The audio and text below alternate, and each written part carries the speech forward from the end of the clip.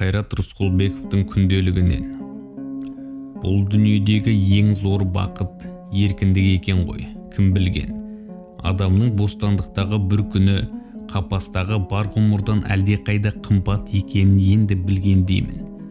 Осы түрмедегі біздің күнімізді адам түгіл итіңе бермесін. Арман қудың ба, алдыңа қара, артыңа алаң болма. Өмірдің өткелін іздеп таптың ба, жүрексің бе, көзді жұмда қойып кет, белді шеште кешіп өт. Дүниедегі ең жаман нәрсе күдік.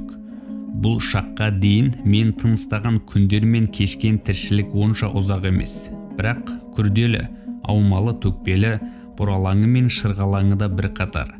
Осынау нақақтан күйген 3 айдың ішінде мен шерменде күдік дегенің не екенін білгендей болдым. Тірі кісі үшін әсіресе өзін жазықсыз жазықты сезінуден жаман нәрсе жоқ.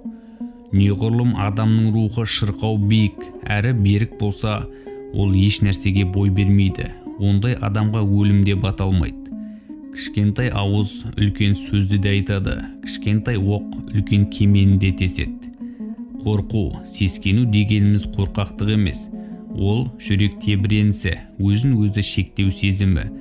Қорқақтық ол қиын жерден бас сауғалай шегіну, қашқақтау, алда тұрған асыл міндеттен өз қара басын жоғары ұстау. Алаңда қазақтың уыздай жас қыздарын ұрып соғып өлтіріп жатыр дегенді елден естіген соң, өз басым қолымды жайып күл болмасаң біл бол деп отыруға еркектік ар намысым еш жетпеді.